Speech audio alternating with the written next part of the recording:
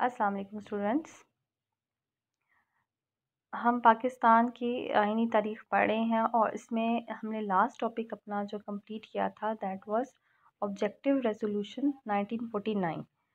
और उसके बाद आज हमने नेक्स्ट पढ़ना है कि जो आइन साज असम्बली थी पाकिस्तान की, पहली आइन साज असम्बली, उसने पहली जो अहम कानून पास किया था वो प्रोडा था।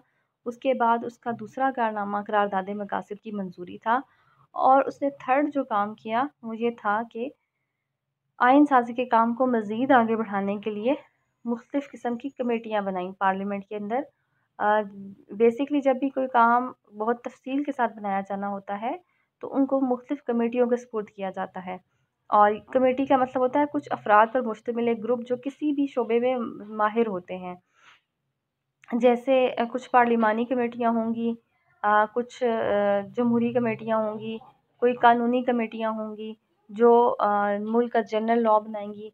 कुछ जो पार्लिमानी नौयत के मुल्क के अंदर पार्लिमानी निज़ाम को नाफिज कर किस तरह किया जाएगा उसके स्टेप्स को क्लियर करेंगी। तो इस तरह ये मुख्तलिफ़ कमेटियाँ ईवान के अंदर बनती हैं। इसी तरह कायमा स्टैंडिंग कमेटियाँ होती हैं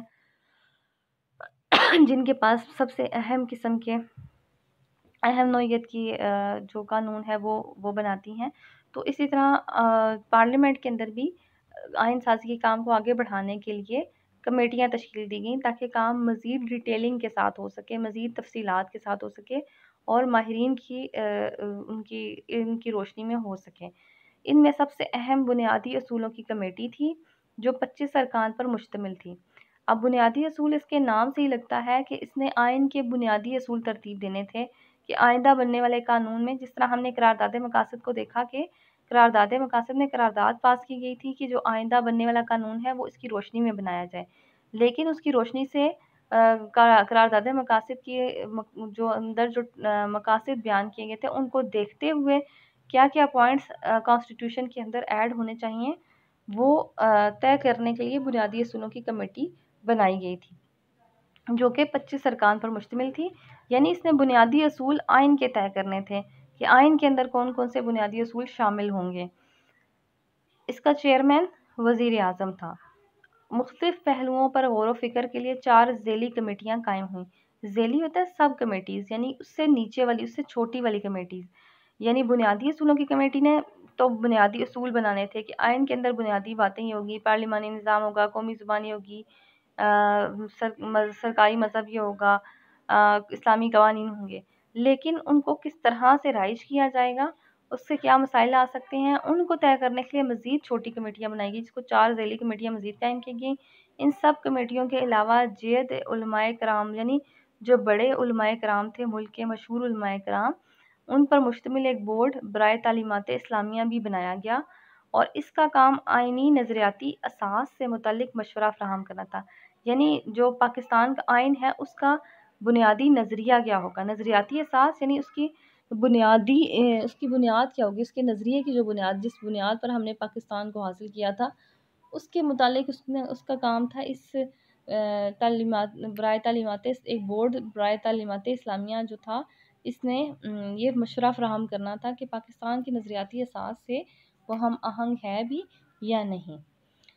तो ये थी बुनियादी असूलों की कमेटी जो कि करारदाद पाकिस्तान के बाद बनने वाला सबसे अहम स्टेप था। उसके बाद इस कमेटी ने कुछ रिकमेंडेशंस या सिफारिशात दी। इस कमेटी ने अपनी रिपोर्ट पेश की और उसके अंदर इसने कुछ सिफारिशात, शिकें आप कह सकते हैं, वो पेश की। कमेटी की रिपोर्ट 28 सितंबर 1950 को लियाकत अली ख़ान ने असम्बली में पेश की। ये रिपोर्ट नामुकम्मल साबित हुई। नामुकम्मल इस लिहाज से कि इसकी तमाम इसकी शिकों में तमाम चीज़ें तो कवर नहीं की गई थी और दूसरी तरफ इससे मशरक़ी पाकिस्तान के जो लोग थे वो मुतमिन नहीं थे। मशरक़ी पाकिस्तान के अरकान असम्बली इससे डिससेटिस्फाइड थे, जिसकी बिना पर इसके ख़िलाफ़ शदीद रद्द अमल का इजहार किया गया। लेकिन नई रिपोर्ट पेश होने से पहले, यानी इस कमेटी की जो पहली रिपोर्ट थी वो मशरक़ी पाकिस्तान के जो पार्लिमानी मेंबर्स थे, पार्लियामेंट के मेंबर्स थे, उनको पसंद नहीं आई और इस रिपोर्ट के ख़िलाफ़ शदीद रद्द अमल देखने में आया।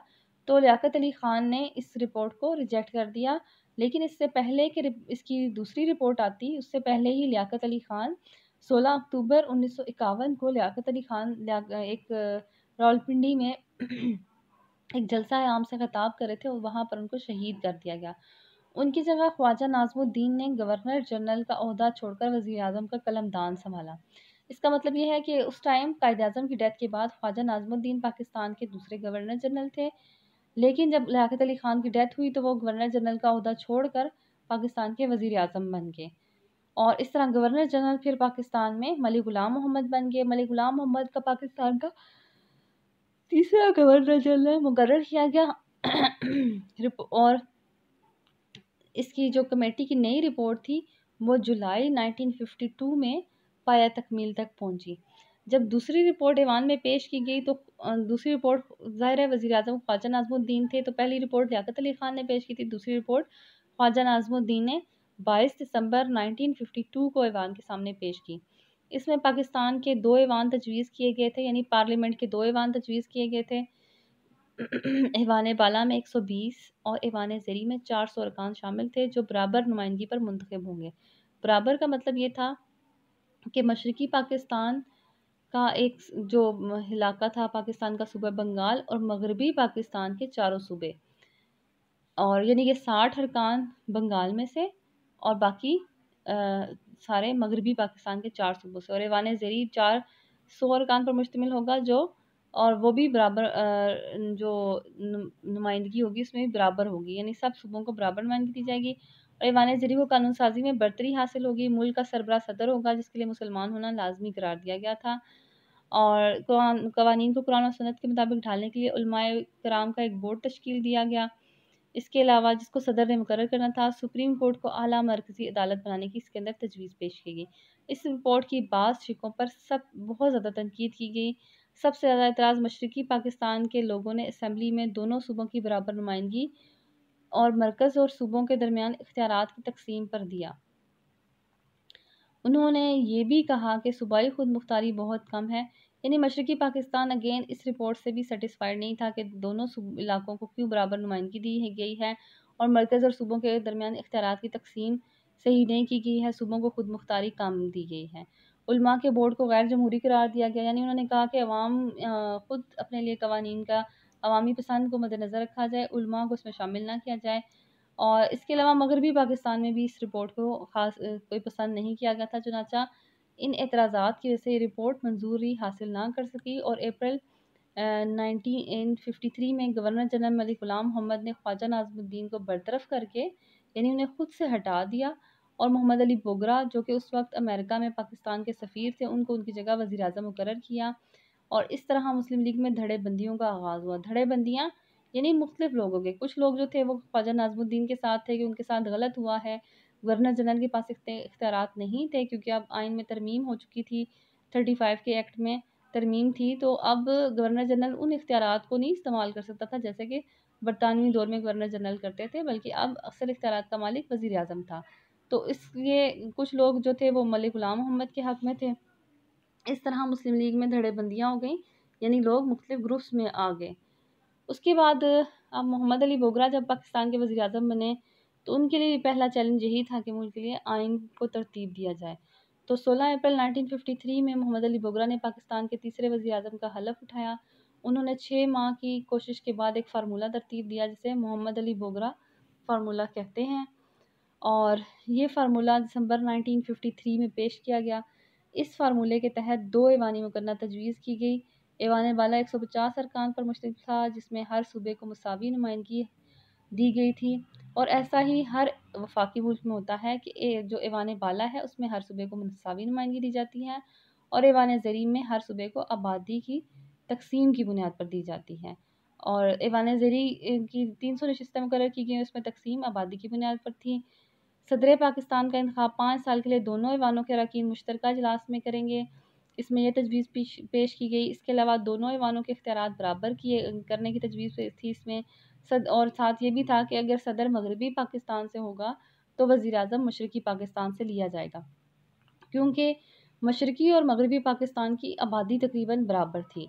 तो ऐसा इसलिए था कि अगर एक हुकूमत का सरबराह मशरकी से होगा तो दूसरा मगरबी से होगा, और इस तरह सुप्रीम कोर्ट पाकिस्तान की आला अदालत होगी और जो ज़ुबान का मसला था दोनों इलाकों में, उसको इस तरह तय किया गया कि उर्दू और बंगाली दोनों को सरकारी ज़ुबानें करार दिया गया। और आइन साज़ असेंबली ने 21 दिसंबर 1954 को इस फार्मूले को कबूल कर लिया। इस तरह आइन साज़ी का काम हतमी जो मुसव्वदा था वो मंजूर हो गया और असेंबली का काम पाया तकमील को पहुंच गया।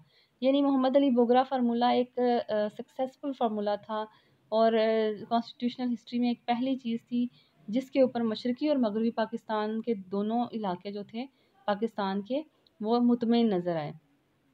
और दोनों मतलब ज़्यादातर मसला ये था कि मगरबी पाकिस्तान में उर्दू और बंगाली जो ज़ुबान थी वो मशरक़ी पाकिस्तान वाले अपने यहाँ कौमी ज़ुबान के तौर पर राइज करना चाहते थे। तो इस मसले को इस तरह हल किया गया कि दोनों को सरकारी ज़ुबानें करार दिया गया। इसी तरह सदर और वज़ीर आज़म के एक सूबे से ताल्लुक़ ना हो, एक इलाके से ताल्लुक़ ना हो, यानी बंगाल से या मगरबी पाकिस्तान से, तो फिर इसको भी इस तरह हल किया गया। तो जो मसाइल थे जिनके ऊपर तनाज़ा था, झगड़ा था मशरक़ी और मगरबी पाकिस्तान के इलाकों में, वो तकरीबन हल हो गया था। इसी तरह नशिस्तों की तक़सीम से रिलेटेड था। तो ऐवान बाला में जो चारों सूबे थे मगरबी पाकिस्तान के और पाँचवा सूबा जो मशरक़ी पाकिस्तान में था यानी सूबा बंगाल, इनको बराबर नुमाइंदगी दी गई। और ऐवान ज़ेरी में पाँचों सूबों को आबादी की बुनियाद पर, और हर जो वफाकी मुल्क है, हर जमहूरी मुल्क है, उसके अंदर ऐसा ही होता है। तो ये एक लिहाज से बड़ा सक्सेसफुल फार्मूला था जो जमहूरी और आइनी जो रिवायात हैं दुनिया में उनको पूरा करता था।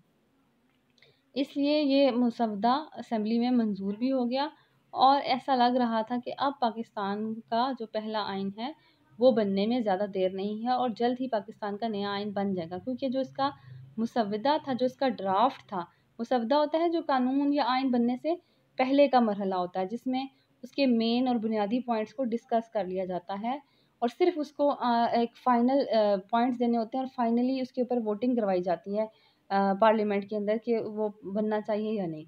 तो उससे पहले जो होता है, जो भी मसवदा होता है जिसको हम ड्राफ्ट कहते हैं, वो तैयार होता है। तो ये मसवदा जब मंजूर हो गया तो अब आइन का काम ज़्यादा मुश्किल नहीं था और ऐसा लग रहा था कि पाकिस्तान का आइन अब बन जाएगा।